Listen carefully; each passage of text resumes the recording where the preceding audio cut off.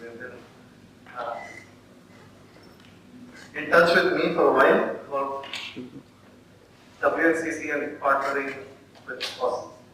Alright, so how many of you, I guess all of you know Python, right? All of you are very good at Python, right? How many of you are experts in Python? Moderate, so. On a scale of 1 to 10, how many of you are like 6 to 6 on Python? 6 on 10? 3 on 10? Okay, fine. You seem to have a good sense of assessment of how good you are at Python, right? Okay, so it means my talk, I was a little apprehensive of this talk because I didn't know what audience there is, but I just knew that students from IT, but I don't know what kind of students, what their background. Alright, so let's begin. So what do you think that is? It's a Swiss knife, from the Swiss Army knife. So my talk is titled, The Swiss Army Knife for Software Development. And I am Prabhu Ramachandran, I am at the Aerospace Engineering Department. And I am PI for this project. So a little history about myself, just to tell you, I'm not just a prof here and I sort of arm-twisted these guys into letting me talk here. I've actually been doing open source for a long time. I helped found the Chennai chapter of the Linux user group in India in '98. That's kind of where I started on the open source contribution. I was active until 2003, then I had to do my PhD, so I kind of said, okay, enough is enough. I won't do this anymore. So I stepped down as coordinator for the Linux user group. Do you have a Linux user group here? Not really. Not specific. Not specific. But way back then it was a big deal, having a Linux user group. That's one way you could meet up with other hackers or developers. So I ended up making a lot of good friends who are doing very well now. I learned a lot about programming and computing in general, software development. Then during my PhD stage, how many of you are PhD students here? No one, right? Well, actually, I won't know what this is about. But so many people who do a PhD end up doing this PhD procrastination project. Right? Which means you don't want to do your PhD, not really organized, but the idea is you get distracted by something else, which is exciting, and you start working on it. And that takes a lot of your time. So this thing turned out to be my PhD procrastination, something called Maya. I started building it, I think, in 2000, and I released it in 2001, and then I've been building it ever since. So it became this thing you wrote once in your life, and then it takes over your life. It's like having a baby, I guess. You have a child, and the child basically takes over. Again, this probably won't appreciate this because that's really but the thing is, in all of this effort, so I was involved with a variety of open source communities. One was this thing called VTK, it's called Visualization Toolkit. Anybody here from CS? Anybody from CS? Have you done a course on graphics? Not yet. We'll be doing it. So we'll probably teach you something called OpenGL. You know about OpenGL. VTK is something that sits on top of OpenGL and does visualization. So this is something I built at that time. And it continues to be under development as and when people have time. But professionally, I teach aerospace engineering. I do computational fluid dynamics. That's really my research area. And as part of this also, I want to do open source software. So I don't want to just write software that I use and publish papers with. So I write more software than I publish papers. Fortunate state over there. But so here's another open source project that I'm driving. I do a large amount of development in this project. Something for computational fluid mechanics. I'll show you some more detail.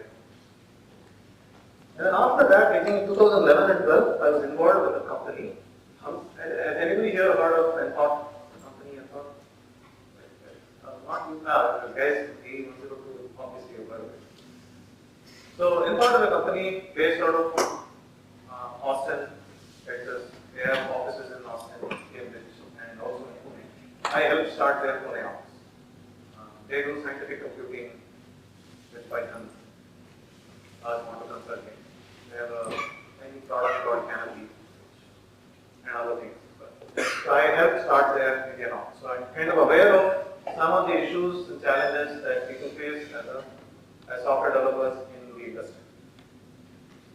Alright, so enough about me. Let's get back to what we're going to talk about. So, the title, as I said, is The Swiss Army Knife for Software Development. So, what I am going to try to convince you guys, this is the part which I am really, not really too pleased about with respect to my talk, is the fact that you probably are already convinced that Python is an awesome language. I don't know. Maybe you are, maybe you are not. So, if you're sitting on the fence, maybe this will convince you to say, hey, this is why Python is a good language. Right? And the reason why these guys have picked Python to be the programming language today, maybe this will kind of cement why they chose Python.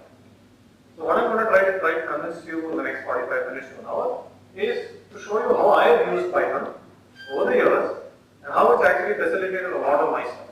Whatever I try to do, how I do it with Python. That's kind of, so I'm trying to show you that Python has this wide range of capabilities, and I'll highlight each of these with actual examples where I have done something, where I have something which I can talk to. I'm not just talking about things that are theoretical, I'm talking about things that have actually been done. Alright, so outline looks like this. I'm going to talk to you about how I use Python for my teaching. Now, this part might be boring to some of you, especially these days sitting here. The second thing I'll talk to you about is Maya itself. And again, I'm not going to get into any technical details. What I'm going to try to do is give you an overview, big picture. And if you have questions, please ask me. I'm happy to answer. I can show you code, I can run code, I can explain things on the code. So I want this to be partly something where I tell you some stuff, show you pretty pictures, and then based on your interest that you drive this questions towards the end. So hopefully we have time for that and you'll be able to do that. Alright, is this clear? So I mean, this talk is going to be no fun or no interest to you unless you guys participate, right, eventually. Then I'll talk to you about computational research, the kind of research work that I do, and how again Python facilitates all of this. And I'll talk about applications that were built in and thought again using Python. I'll talk about FOSSEE and what we do with FOSSEE. I'll talk about miscellaneous things. In fact, there's an example application I just recently built, which probably is of interest to a lot of people. That. Then talk to you as most of you may not be very experienced with software development in the open source world. I'll give you some broad suggestions, very broad suggestions on what I think you can do. Right, participate in this. Alright, so let us skim through the teaching part a little quickly. So I teach several courses. These are I think some of the courses that I teach, and actually there's one missing here. Some of the courses that I teach currently. Usually I teach 3 or 4 courses every year, and it keeps changing. But right now, there's this data analysis and interpretation. So I guess all of you have done this course, or doing this course, right? Whatever // 102, ** 102, right? That's typically every department's a compulsory course. So I teach this course for aerospace engineers. And I actually teach them Python in this course. I teach them a smattering of Python, not a lot of Python, but I at least introduce them to Python so that they can do some data analysis by themselves by the end of the course. If they still haven't done any data analysis, but they will eventually not do that. Then I'm involved in a course which is shared with three other faculty members, where we do software engineering for engineers and scientists. And then there's another course of mine which I do particle methods of fluid flow simulation. It's a very tough course, it's a PG course, so very interested students take this up. It's a hard course because it involves a lot of programming. And math as well. So for the data analysis course, some of you will say, oh, this has not been done yet, but it will come. But what I do is, I use this thing called an IPython notebook. How many of you have heard of an IPython notebook? Notebooks? Okay, how many of you have not heard of an IPython notebook? Okay, fine. A few of you. So I'll quickly show you what it looks like. I won't get into too much detail. So it's basically about statistics and so I teach students eventually at least in pandas, which allows them to play with data by themselves. So they can do their own data. But IPython notebooks look like this. This is just a standard screenshot of the data. So you basically have a web-based notebook interface. So it's like a web page. You start something on your machine, it will launch this little web server, and your browser will launch with this page. Not this page, you'll have an empty page. You have to fill it in with content. And you can put HTML or actually Markdown, or you can put LaTeX formula here. So you can actually render math in that same thing. It's just a document you can type as well. And then you have these cells in which you can type code. Right? And then if you make a plot there, that plot will be embedded in the same plot. So this basically becomes a live document. It means you can type code, you have the math. So how I have, so that we do things like, special random variables. All must have done it, right? There the standard text that we follow. There the problem is, the textbook is very mathematical, so you don't get a feel of how things work. So what I do is I make a notebook, share it with the students, and then it has sliders and things where they can drag things around, explore that so that they get some feel for how to use these things. Okay. So this is something which I use in classes, which makes it very convenient. The other course is more about software engineering and software development, which means it's not really relevant to all of you guys. This is meant targeted more to people who really haven't done any software development, but want to learn some about software development. The fact of the matter is, a lot of scientists really don't do any software development. They've been taught one programming language or maybe one programming language, like C or something, C or C++. And that's all they know. They've not been taught, all of you know about Git, right? Version control, Git. No? How many of you don't know about Git? How many of you don't know about version control? Okay. Git, if you don't know version control means you're actually lying to me about something. Git is basically a version control software. Right? And GitHub is just a place where you host these version control software. Right? So we actually teach students how to use Git, how to write LaTeX documents, a little bit of Python, some advanced Python, how to write tests, how to do test-driven development, things like that, how to do continuous integration in this course. So some people find it's a difficult course. So when I get course reviews for this course, I don't get very good reviews because some people say, you're expecting too much. So then when we start off the course, we tell people, hey, this course is not something, you're not going to learn some outstanding new thing. You're not going to learn, string theory or something like that. You're going to learn very basic things that you really should have been doing already, but unfortunately you guys don't. That we're just trying to introduce you to some of these tools. So the point of this course is to actually introduce people to basic software engineering principles that they can use. So we cover several things. I can just skip this. So the key thing here is when you're doing such a course, you're teaching them programming, right? So a lot of you who are doing CS 101 now, I guess you're using Pluto, right? Are you using Pluto? Yeah. So Pluto, this is kind of, I don't know if this was developed before Pluto. This started off in 2011. It's a tool similar to Pluto. How many of you have used Pluto here? Pretty much all of you. Okay. So those of you who haven't, this is basically like a code judge. It's like, what are these other sites online? CodeShelf. Spot. Spot, yeah. Spot has been there for a long time. Spot. Basically the idea is, we came out of laziness. I don't want to grade everybody's papers. Right? So what do I want to do? I want to give you exercises that you can actually program. Because a lot of us think that programming, okay. I don't know again if this makes sense to you or not. What's the largest program size anybody has written here? 1,000 lines. Who's written 1,000 lines? 1,000 lines, okay. Has anybody written 2,000 lines of code? Okay. None of you have written 2,000 lines of code? So this guy is still the winner. Anybody else? 2,000 lines? 2,000 lines? That's still him, right? So there's only one person here who's written 2,000 lines or more, right? More than 2,000. 2,000. 2,000. Okay, great. So he's written about 2,000 lines of code. So by now, I'm sure he knows that learning theory, if I tell you a new programming language, learning the syntax is matter of just an afternoon, maybe. Right?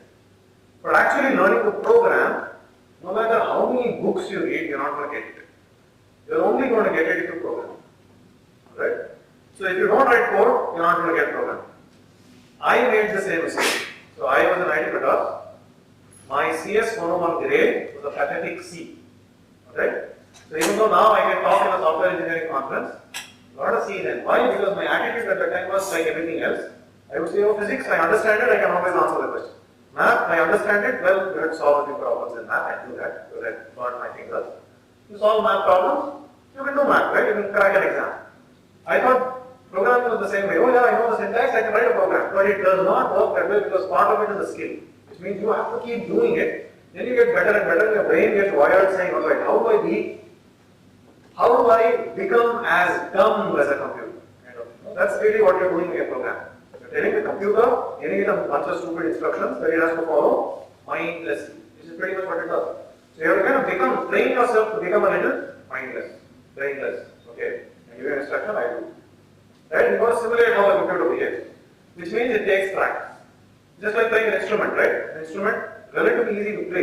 You play like basic notes. But you want to make music from it, you have to keep practice. Same thing with programming.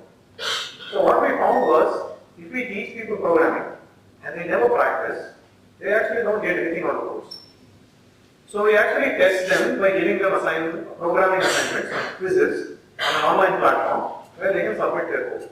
So you type the code, it will tell you yes, you got it right, you can get it right. And you keep trying until you get it right. So this application itself was written in Python. And I wrote it while I was actually working for a company in spare time. I wrote it in like a couple of weeks. I wrote a crude first version in 3 weeks of time. But then of course, people have been adding features, sometimes making a mess of it. Right? As with all software, it goes up and down. But the idea is, again, this platform was built using Python. It's fun. We now use it. These guys have been using it in their class. They use it for all of our workshops. It has issues, but it's always improved. So what I wanted to say is, again, I built the initial version of this platform. And I am not a computer scientist. I am not a web developer. I am just an aerospace engineer. Okay? I know programming. Yes, I'm good at programming. That's fine. But the point is, because I knew Python, I was able to build an app like this. I actually have a demo for you guys, but I think I'm going pretty slow. Should I show a demo? Yes. Alright. Alright, so this is the app. This is actually the course for these guys. So if I go and say monitor, that's okay. Programming this lab, I can actually see who has done well, who has done badly. It sorts the marks. I can see, okay, let's see. Krishna is here. We got 15 on 15. This was an MCQ question. Right? So maybe let me just take let me retake that quiz. Oh, okay, let me do quiz on Jan. The other programming is more interesting. Take this right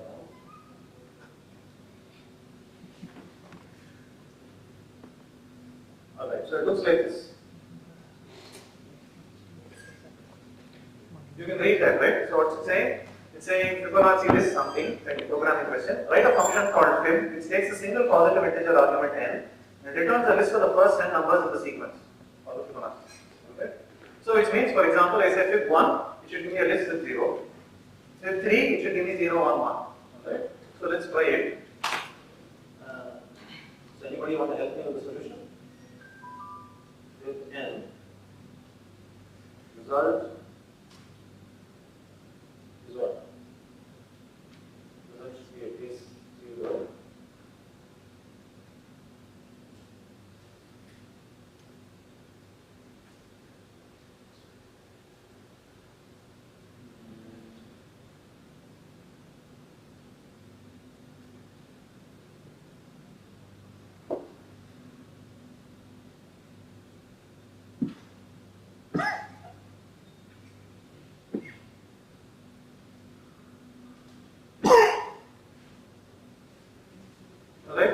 Okay, let me make a mistake. Let me say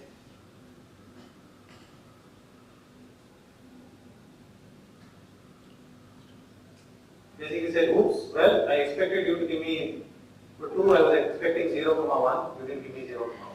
You got the wrong answer. So I say, okay.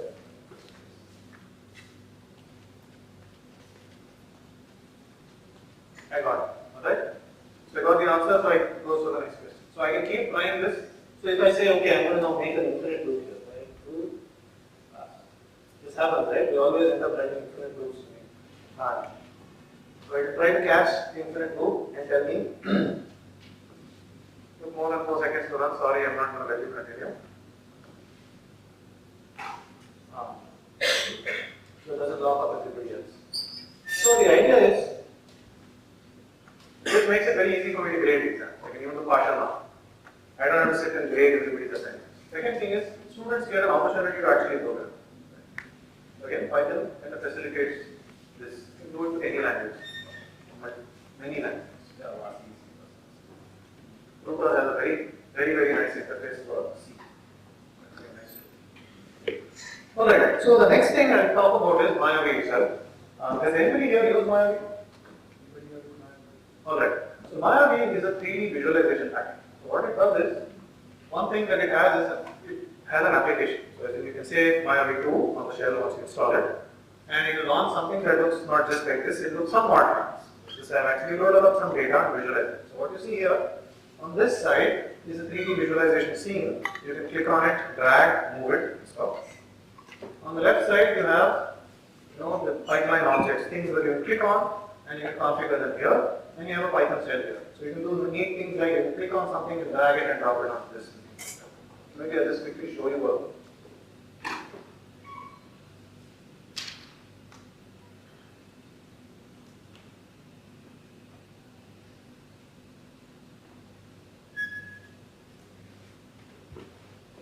You know the rule about demos, right? You know the first rule about demos? Don't do demos, right? Because they'll always crash in your face. So I hope this doesn't happen in this case.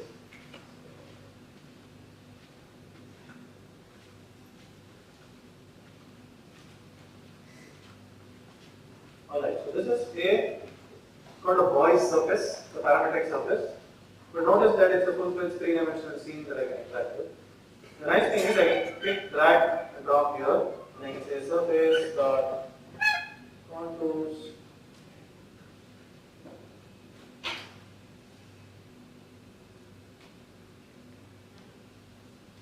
Alright, so I can script it live, and it will actually do whatever I want. Right? So I have a UI in which I can interact with this object. I can script it with Python. But this is not just, I just did a simple little example. I could load a file. I can do a variety of things with this, right? So this is an application that's written with Python. Right? Yeah. Not finally, check it out. So it has a complete user interface. It reads a variety of different file formats. It supports polygonal, rectilinear, structured, and unstructured grids. Anybody here who's done CFD?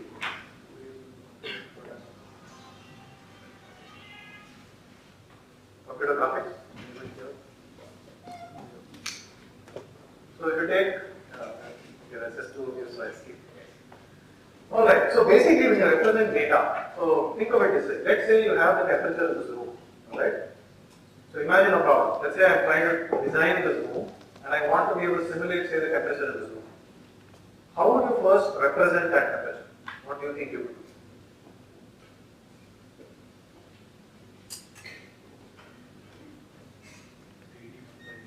3D NumPy array, very good. Okay.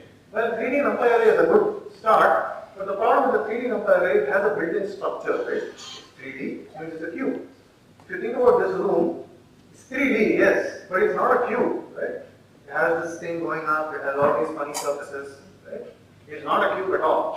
So one thing you can take is you can take the cube and transform it to something that's non-cuboid, right? These are called structured grids, which means now I can make a grid, right? So if you take something like, I don't know if we should take this in the CFC here, but if you take something that looks like this, right? This is like a simple graph sheet. I can transform this into a variety of things. I can transform it into a cylindrical surface, I can transform it into a sphere, I can do a variety of things. Right? I can make it sort of skewed like this. Right? I can transform from here to here. But this is still structured, which means there exists a mapping from here to every point here. Right? There's a one-to-one correspondence of one to the other, which means this is structured. Right? Unstructured would basically say, no, I'm not going to have anything like this. I just have collection of points, and then I triangulate this, okay, into some. In this case, again, I can build it in a structured way or completely unstructured. Which means all I know is, given a triangle, I know it has some labels. Right? But there's no formal structure. I can't give you a mapping from an IJK index to a physical point in space. Right? So So these are called unstructured grids. And for CFD and these kind of problems, you really need to be able to handle it. So Miami can handle that. It has very powerful command line options. It's fully scriptable from Python. You saw that drag and drop from the shell. It has something called automatic script record. Maybe I close the app.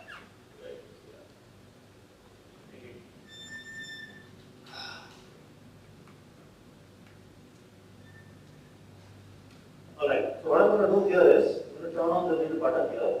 What this does is it starts a little script. I'll add a data source and say clear the parametric surface. Add a surface. Get that right. Now let's look at what happened to this script. Notice that it actually has some Python code in there. So actually save this. Let me then go on and turn on contours. Let me make a string contours. Alright, I did some settings. And now let's say save the script.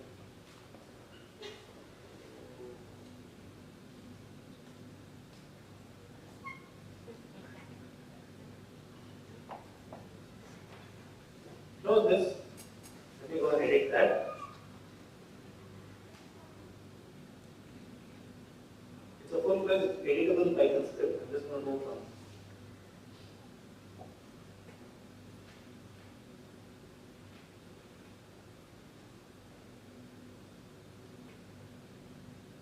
So just run this. Hopefully it should work.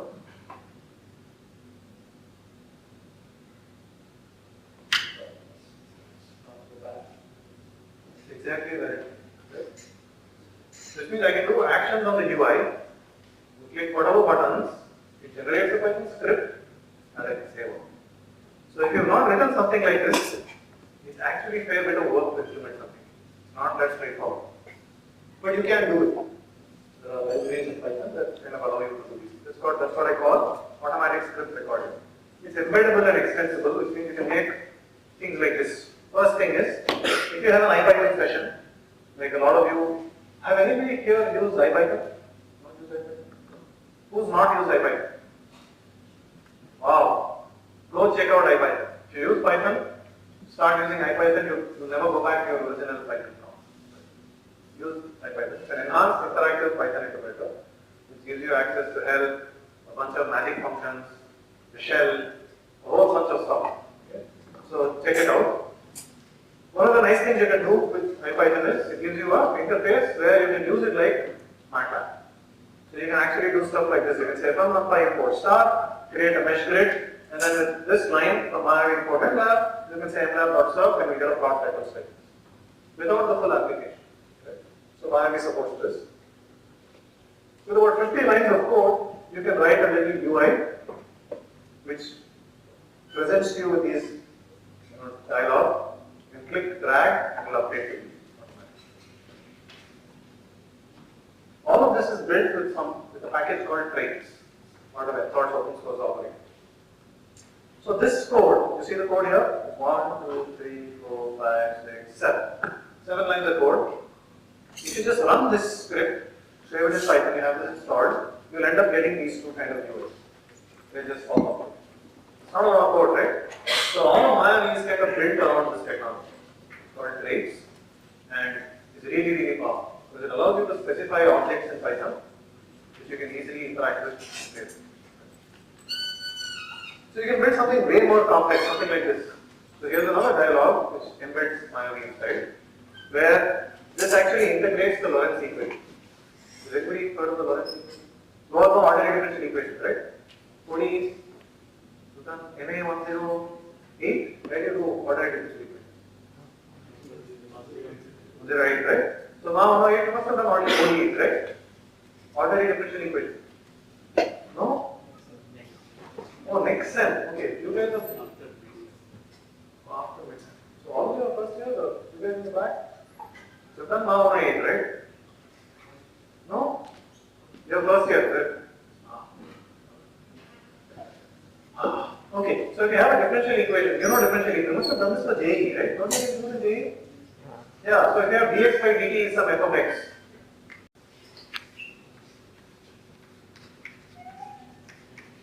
Is This is just a one-dimensional ordinary differential equation. We have a coupled two-dimensional ordinary differential equation.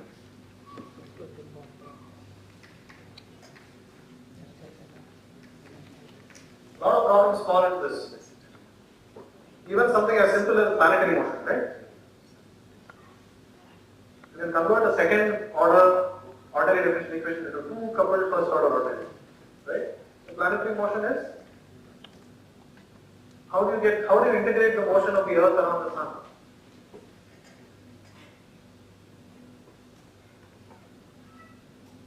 No idea? What is the equation? Mx double dot. This is something in physics. So you have spring mass system, mx double dot plus kx or minus kx plus kx plus c x dot dash dot is equal to 0. Alright, so if you have a force law, right? So what do you have? You have the earth, you have the sun, you have gmn by r squared as the force, which means mx double dot or m, where x is a vector in this case because it's a three-dimensional motion. And then there's going to be a force due to this. So now if you integrate this in twice, you will get the position of this planet as it moves in time, right? And that's kind of what an ordinary differential equation is. Turns out that there is a system of three ordinary differential equations, coupled system, which is in some sense a simplified version of climate model. And it exhibits something called chaos, sensitive dependence on initial. So if you do nonlinear dynamics, there's a good course on campus on nonlinear dynamics, physics, take it. We'll teach you about chaotic systems, attractors, all these fancy things, fractals, fun things to learn about. Go check it out. So the idea is this app, about 130 lines of code, allows you to integrate. So this is the right hand side. U is what? dx by dt. V is dy by dt. W is dz by dt. So each of these represents the right hand side. This f of x is essentially s into 1 minus x. G of x is rx minus y minus xz. So it's non-linear. And h of x is xy minus dz, where s, r and d are some constants. This is the original definition of the equation, or the Lorentz equation. It turns out if you run this UI, it's available, standard example provided. You can run it and then you click on this, maybe I'll show you.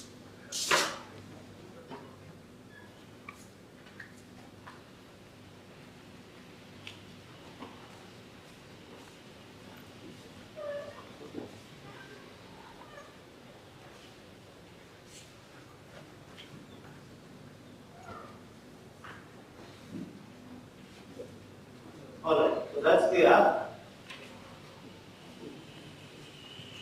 Again, I can look at this. I can move this thing around, see how the surface looks, how the trajectory is. I can change the constants of motion and see what happens. I can change the differential equation, right? Say, hey, let's remove the nonlinearity there. And update that. Let me make this xy, that changes. Then I make it back to Z. Now it becomes R. This is the famous Lorentz effect. You must have seen this shape somewhere. That was 2i kind of thing. But yeah, so you can create something like this. So Maya is fairly general purpose. Other people have done interesting things with it. So this is an example application where someone's done neuroimaging with Maya. They have CT scans of brain, or in this case I think it's an fMRI, it's a functional MRI, where they do an MRI and you do something, and they look at which areas are activated, and they're looking at that being visualized. This is another application that was built using the tools provided by Maya to build an application that has the little Maya thing embedded in it. So they do their visualization. This is used for neuroimaging. Or neuroscience. I don't know what they do, they make very creative. You can also use it for weather visualization. There's a project we had with NAL where they had their weather visualization. They had weather codes, simulate the weather, and we use this to visualize the weather. Then, of course, they built a little app, an interesting app. So on the left, they have a customized OpenGL application where you click the button, you rotate mouse, you move your mouse. They wanted these 4 different Maya running instances to actually update so that we get the same view. So I use a little bit of twisted. This is one night's effort. You can actually build something. Not very hard. Once you know the basic tools. Right. So again, what I'm trying to say here is Mayavi is entirely written with Python. There is no C, there is no C++, there is no formula. Deep down inside, Mayavi uses something called BTK, which is itself implemented in C++. That's okay. What I write is at the final level. Of course, I do write a little bit of BTK code. That's in the BTK process. It has nothing to do with Mayavi. So, moral of the story, there's a lot of nice things with respect to building user interfaces, with respect to doing visualization that you can do with Python. So, for computational research, I think given that ODEs are a little bit off topic, I don't know how much of this is going to make any sense. So, I'm involved with something called ISPS, a project that I started with several students from IIT Bombay. Let's pick an example and we'll come back to this.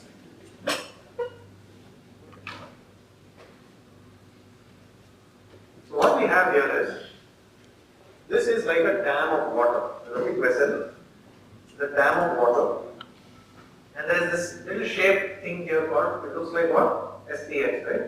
So I just created a little shape SPH and extruded it, created it as a thing that floats, and there's actually a big vessel.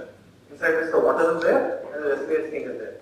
So think of it as if, imagine that there's a big vessel like this here, there's water there, and at T equals 0, the water is released. It means the water is going to start flowing. Now, as the water flows, it's going to slam into this SPH shape, which has some weight and mass or whatever. It's going to hit it, and then SPH is going to start moving.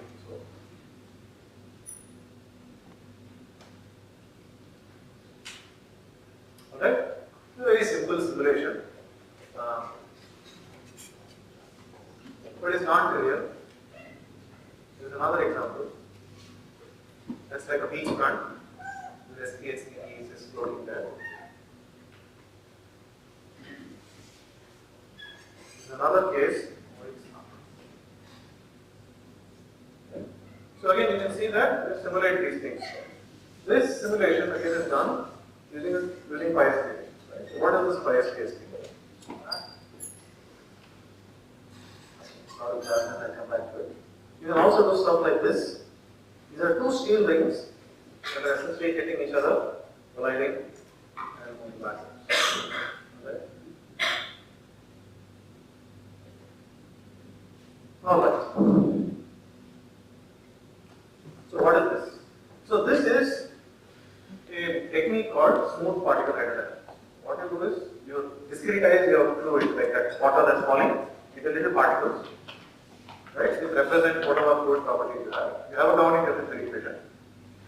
You discretize the governing differential equation using each particle.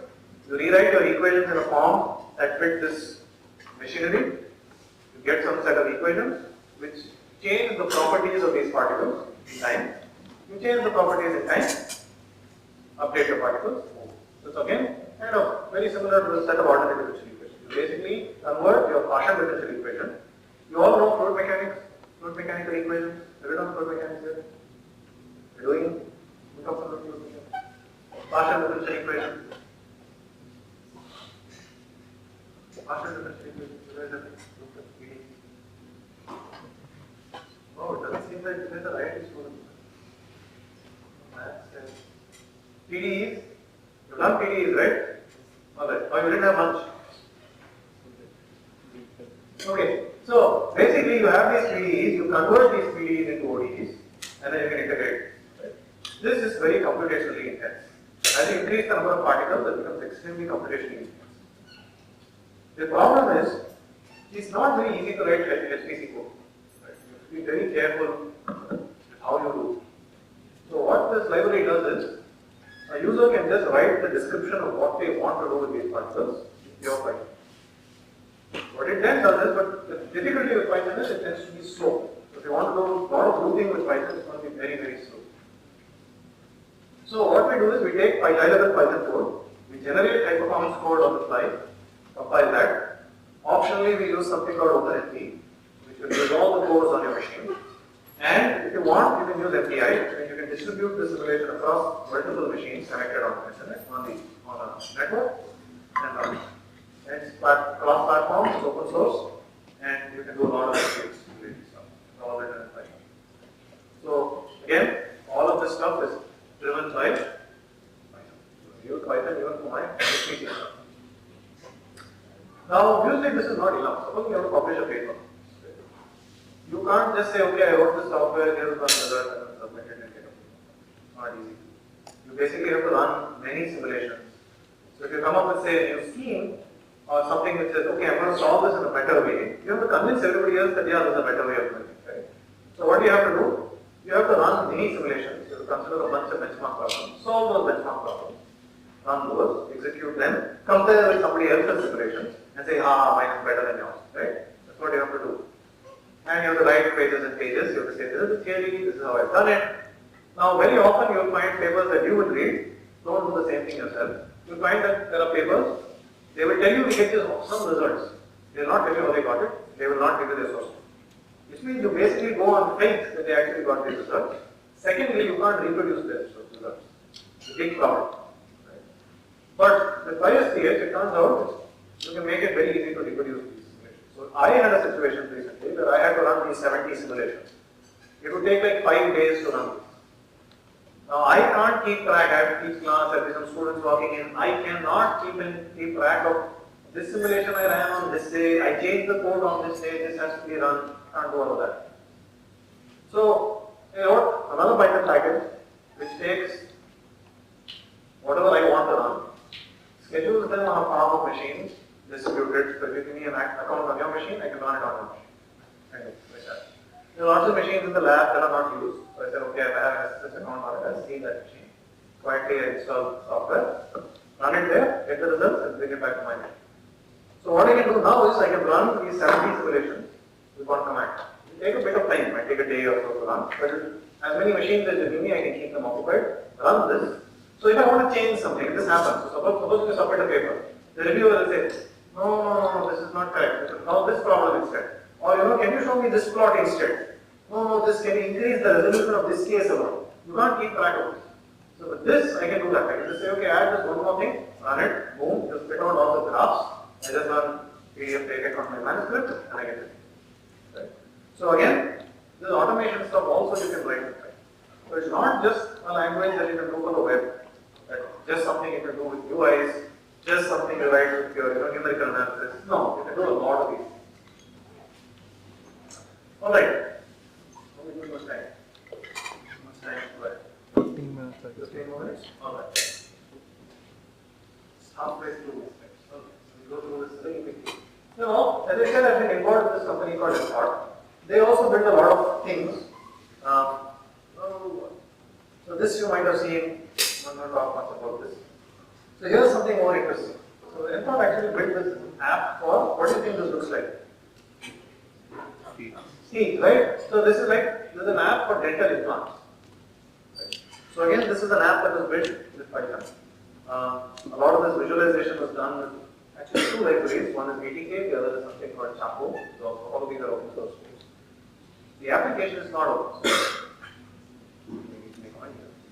So this is a dental implant application, but it shows you the kind of applications you can write potentially with Python. And it's way more than 2,000. This is a geophysics application again that Thought builds. There are customers who want these kind of things. There's actually some data here. This is geophysical data, and a scientist would probably look at it, interact with this, look at various quantities, plot different things. Okay, these are called well logs. We look at well logs. We basically try to look for oil. These kind of things again. You can build an app like this. There's something else. Let's look at this. Alright, so the next thing I was trying to tell you is you can build even commercial applications. Right? So it's not just toy applications or research applications or scientific applications. So at FOSSEE we have this project. Again, I'm involved heavily with FOSSEE. We want to increase the use of FOSS in education, minimize the use of commercial tools in education. A lot of this doesn't really apply to the IITs, but we have a lot of IITs is blessed with a lot of money from MSF, usually. dropping in the recent past. But we have been given a lot of resources, right? You guys all have internet access, you have an awesome library, you can download papers, right? Whereas if you go to another college outside IIT, they may not have the same kind of resources. So for a lot of them, buying licenses from MATLAB is extremely expensive. Can't afford it. So we want them to start using free open source. So what we try to do is give them teaching aids, give them some documentation, help handhold people get them converted using. So we promote Python, Scilab. Has anybody here heard of Scilab? Anybody not heard of Scilab? Scilab is like a, I can't say it's a clone of MATLAB, similar to MATLAB, but it's open source. So you can use it as a, so if you're very familiar with MATLAB, it's kind of easy to take, relatively easy to take that code and run it. So it's, again, it's completely open source. There's a group that's working on computational fluid dynamics. It's headed by Professor Shiva. And has anybody here heard of OpenFOAM? Few. Aero, senior guys. Have you heard of ANSYS fluid? Yeah, so OpenFOAM is an equivalent, not really, you can't say anything is an equivalent, right? So it's similar to ANSYS fluid. Essentially, it's a computational fluid dynamics tool, which is open source. You can solve a lot of CFD problems. So there's a group that works on that. There's another group that looks at operation research tools. There's a tool. How many electrical engineers here? Okay, you all know about EDA tools, right? So eSIM is one of the EDA tools. In fact, you know how about EDA developer, right? eSIM developer.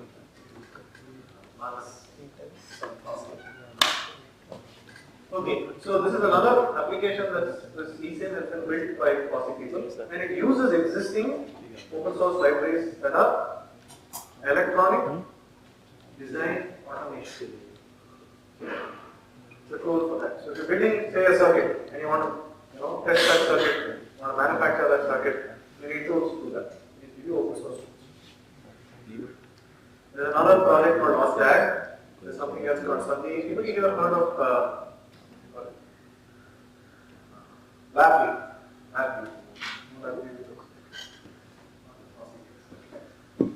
Then there are also some projects on OS hardware, software hardware integration. Kind of, there are a group of people working on that. Alright, so what does FOSSEE do? Well, we do support on forums. We have these things called textbook companions. If you haven't checked them out, search for FOSSEE textbook companions, you'll find some information on this. There's some software development, there's some hardware development, interfacing. So supposing somebody has a lab, they use MATLAB in that lab, we help them migrate to using Scilab. Lots of workshops and conferences and advertisement and promotion for a lot of these open source tools in order to replace commercial tools. Education. Alright, so that's FOSSEE, a little bit about FOSSEE. What's next is a little kind of completely outside most of kind of what we do. So my wife happens to be a field biologist. She's an ecologist. And so she was doing this, she was doing a project. So this is Gujarat. This is the Kutch district in Gujarat. Right? It's the largest district in India. You must have all seen these ads, Kutch nahi dekha, wo kuch nahi dekha, Amitabh Bachchan, and those white sands. A lot of these movies will have those, those white sands. Beautiful place, kind of a desert-like, dry desert area. So this, and it's very close to the Pakistan border. In fact, our field station was 50 kilometers away from the Pakistan border, and 100 kilometers away from Bhuj, which is the nearest city, Indian city. So it's actually closer to the Pakistan border than to our nearest Indian city. So anyway, in this area, what she was doing was, she was setting up camera traps. And so she had to set up like that many camera traps, all these dots. What's a camera trap? Essentially you stick a little pole on the ground, another little camera, which is triggered with IR. And then, if like one of these guys, this is one of the videos she got, that's an Indian fox.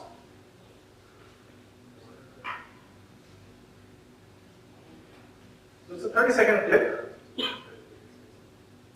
And there's a little patch there that she's made so that if a fox walks across this, it will catch its footprint. So that if the camera doesn't work, you'll see if you're looking at the footprints, you can find out if something has come from. The idea is, she sets out a lot of these traps. There were 75 sites. Each place she goes and sets out traps for 4 days. If anything cuts across, it's going to record video. And so she generated something like 6,500 videos. Each of which she had to manually look at and find out, is there a fox there? Is there a jackal there? Is there a dog there? Is there a human being there? Or is there a gerbil there? And you can't automate this too much. Because foxes, it's kind of hard to differentiate between an Indian fox and a desert fox. Because they don't have classic patterns. And sometimes you just see like the tail of that. Or it might just pass not too close to the camera. Or sometimes you'll have the camera image will just be blank because there was a leaf that came across the IR sensor. Right? So this is, at the end of the day, she had like 150 gigs worth of videos. She had to sit and watch these. Then she has to do analysis. What she's trying to do is she's trying to understand how do these creatures, like the foxes, there are actually 2 species of foxes there. There's jackals and dogs. How do they partition the space? How do they look at, how do they compete for resources?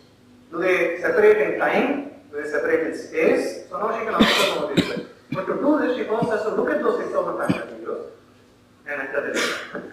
Now if you can think of, how would you enter this data normally? You say, okay, create a spreadsheet. But now think about it, you have 6,500 rows of the spreadsheet. Have you ever edited a spreadsheet that big? It's a pain, right? And you probably have a lot of fields. You'll have to say, okay, what's the temperature, what's the time of the day, what's this, what's that, so on and so forth. It's a big thing. So she said, hey, this is not going to work for me. Can you help me write an app? This will be really useful for all field developers. So this is during semester, I don't have time off. Don't have resources, to put people on this or anything. So she asked me this and I said, all right, let's try doing, try to write an app. And we came up with an app that looks like it's a web-based app, not web-based. It actually runs on your desktop. It's on GitHub. You can check it out if you're interested. So what you do is you download the little binary, unpack it, you run it. You launch the browser, and you can then say, okay, look at this directory, for all the MP4s or MP3s or whatever. You want to run a conversion script saying convert all of these to WebM or whatever. You can run fxconfig something and you convert it to shove it there. Then you can say, all right, I want to look at a bunch of tags. So with every media file, I want to associate, is there a fox, is there this, is there that, is there this. This is the temperature, so on and so forth. So I can actually put something like this. Here it says, there's desert fox, 0, it's an integer field. There's Indian fox 0, jackal 0, it's actually wrong. I'll show you how it works. But, and then others is a string field. Okay. Then I can go up and search and say, okay, show me all the videos which have a fox. Show me all the videos that have a gerbil. Right? Then what she does is she starts this up. So it doesn't do the identification. She has to still watch these videos, right? She start it up, set up the tags, she watches it.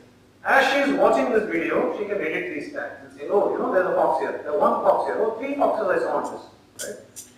Or, I saw a little gerbil here. Okay, the time was this was this, whatever. Now that she has all of the data entered, she can just say, save this to a CSV file, export this to a CSV file, dumps it, and then she uses R to go across.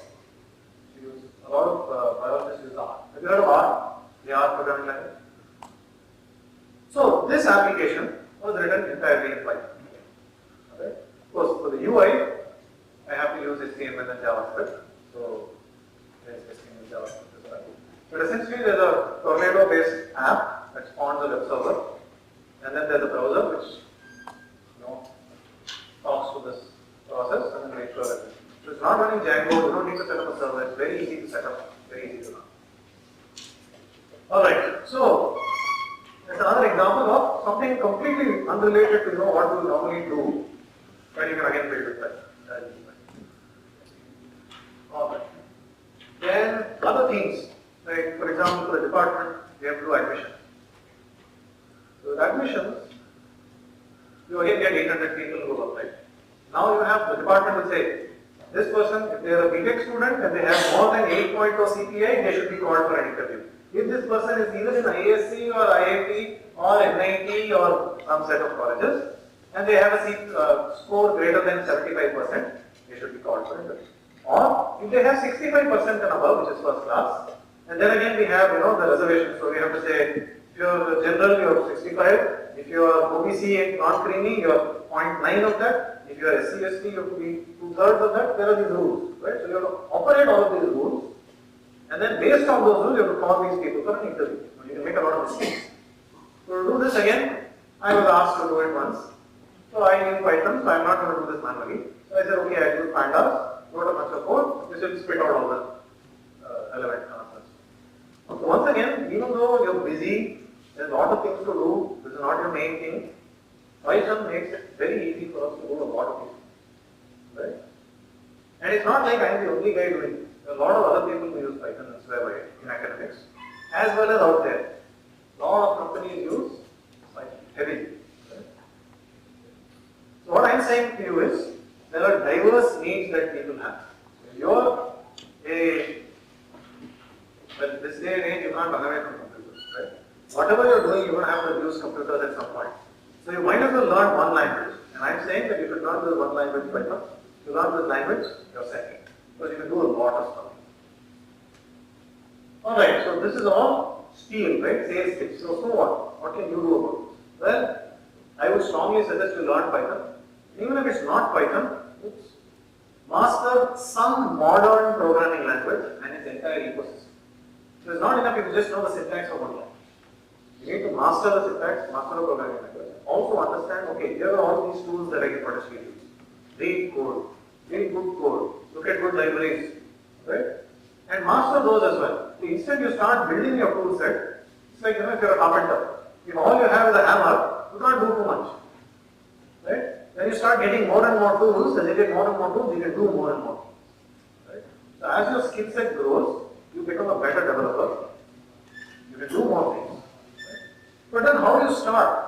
So I would suggest, don't start by just saying, okay, I am going to today start learning Python. I am just going to read. Don't do this. Because that's just like saying, today I am going to start learning German. Alright? But I don't have any German friends to talk to. It's not going to work. Telling you, because I have done this many times. The new language around, I am going to go read it up. 2 months later, you ask me 2 lines, I will not be able to do that. Right? So the best way to do it is to actually pick an interesting project. And pick an interesting project that's interesting to you, not interesting to me or to somebody else. Pick something that you want to do, go do it. Right? In that process, you will learn by doing, and you work hard on this project. Master an editor. Okay? These are tools of the trade. You need to know how to use a good editor. So don't be again, well, I don't know how to do this in this editor. You have to be a master of that editor. Whether it is Vim, I'm not going to make these choices for you. Right? Vim, Emacs, Sublime Text, or I don't know what's the latest fancy flavor of whatever it is. Sublime. PyCharm, or Eclipse, or God knows what you have. Right? Atom, that's another choice. Whichever it is, learn how to use it well. Right? Things like Pepade. You shouldn't be making Pepade mistakes because your editor will be telling you, hey, there's a Pepade mistake here. Alright? Make sure that your editor is configured to really help you code better. Use version control. If you don't know what that is, there are plenty of tutorials out there. Go look up on it.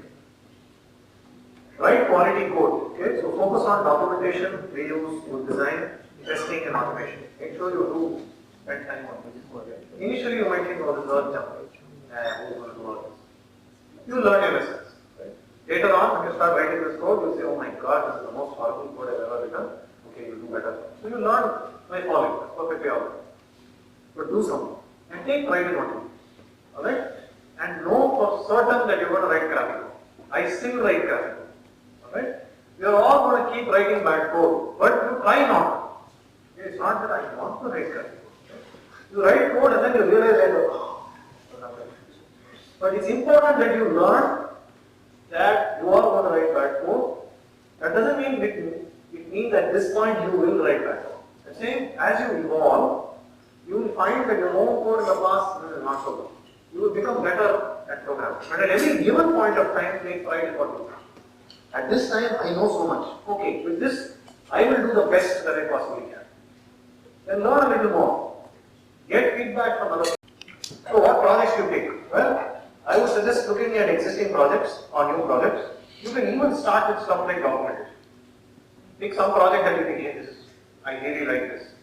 Then again, don't pick something like, say, Firefox. You can, you will do it. Because it's a huge project. Where will you start? But even there, you can start with something as simple as documentation. Right? So start with documentation, send a pull request, the guy merges it, and oh, my patch went into Firefox.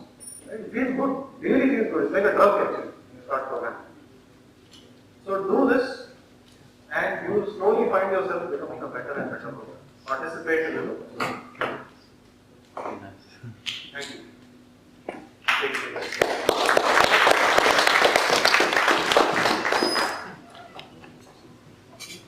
Any questions?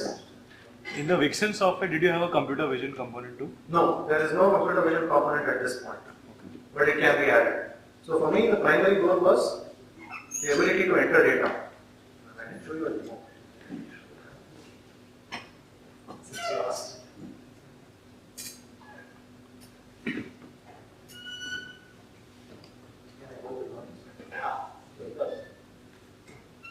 Alright, so there's the same video you just saw, right? So it's just meant as a means to view and enter your data. Right? So suppose this. The nice thing you can do is, so let's say, give me all the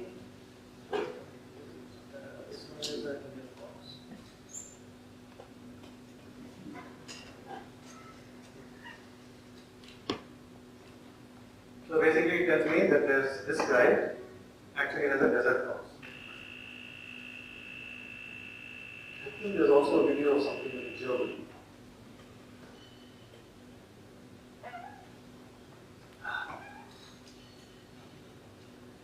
Oh, there's a cat. There's a desert cat. So here the idea was, you want to explore your data. You want to immediately, as you're seeing it, okay, go and enter those fields, and then save and export that out for CSV. That's the goal. But it's not hard to run processing. You can actually, so there's this thing called a processor. So supposing you want to say, I have a program, given an image, it will bring the image and tell you whether it's a tiger or a lion, let's say. Let's say you have that program. You can actually, go here, say, edit. I can add this thing called a processor. I can say, add a processor of type tag. And that fellow simply takes, is given an input argument. It just has to give me tag colon value, it will pass that yank and shove it into the data. So it's pluggable. Or you can write a Python script, and for every file, you can pass it along, it will do whatever, and it will update the tag. So basically it's actually a very simple tool. But it's kind of fun to write.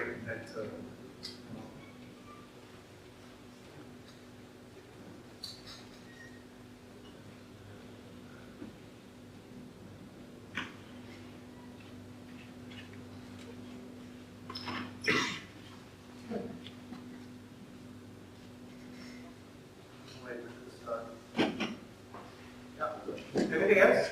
One more thing, you mentioned that you use Python for experimentation and research work. So, what's the best practice? I mean, you often have to write a lot of different experiment codes, and they often are related but not exactly the same. So should you write one larger package which accounts for all different experiments, or keep replicating code and prototyping? It just makes it faster. Good question, very good question. So let me just clarify. When you say experiments, you mean programming experiments? Programming. Yeah, because I don't do experimental work. I do computation. Simulations or... So my philosophy is a little pragmatic. My general philosophy is you first write code that works. Right? And then one rule I find is the most useful rule, which is don't repeat yourself. Or DRY. Don't repeat yourself. So if you look at code, you say, hey, that same code is sitting here, you refactor and shove it into a function or a class or an object or whatever. Whichever abstraction you need to use that. Write tests and keep going. So I find it's easier to do incremental things. So when you experiment, sometimes you have to experiment, you have to do two things that are very different. Use a Git repository, make a branch, do whatever experimentation, merge back.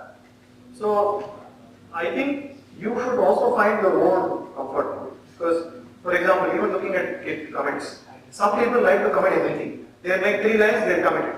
I am uncomfortable with this because wherever I commit, it has to be like very clean. It's actually a bad practice. So it really depends on your own personal choice and preference.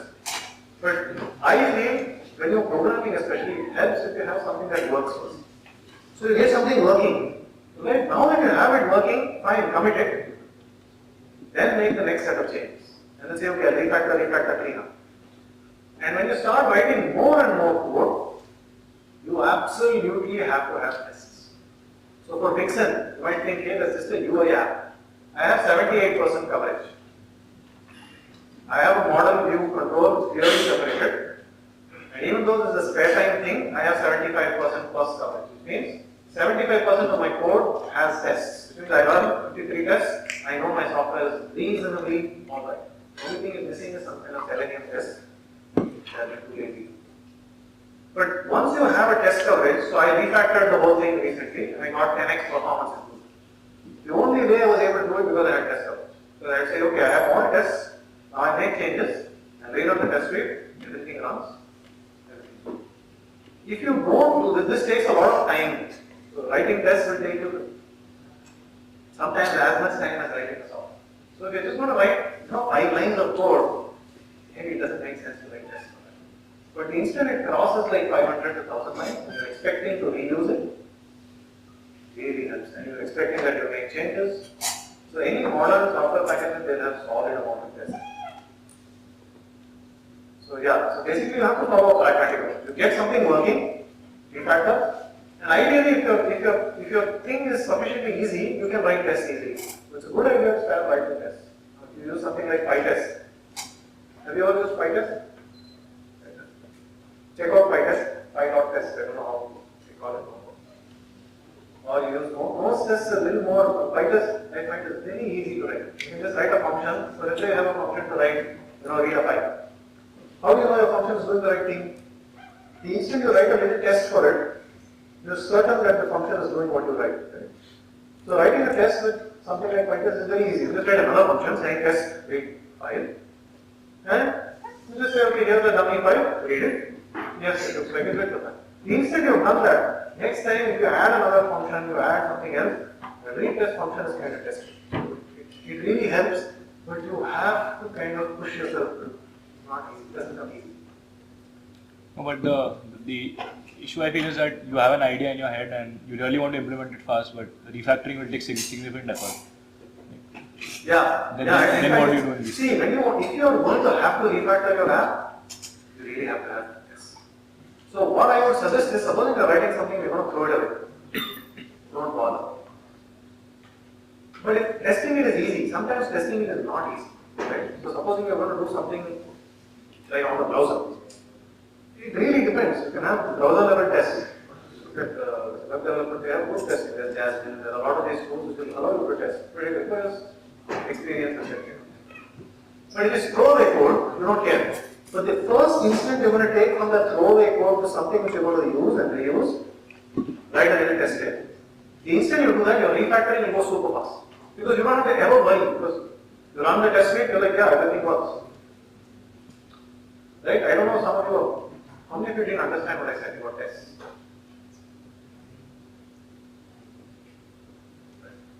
I think you'll understand this when you write more. Until then, you're not going to really appreciate this at all. You're just writing, 100 lines, 50 lines of code. That's fine. Right? But if you're writing like 500 lines, you're starting to make it a library, and you're going to change it. Suppose you're going to submit as an assignment, right? You don't need to write test for your assignment. The instructor is going to have to write test for your assignment. But if you're submitting an assignment, you never write test. Because you just say, it made this plot, I have this plot, put it in the report and submit it. Whereas if you're going to write code that you're going to use 6 months from now, and you're going to expect to change it, let's say you're doing your project work, you're doing your BTech project or something, then it probably makes sense to write test. But yeah, take a pragmatic approach is what I would say. Don't be rigid and say, no, everything I will write test first. It's good to write test, but don't have to be, crazy about it.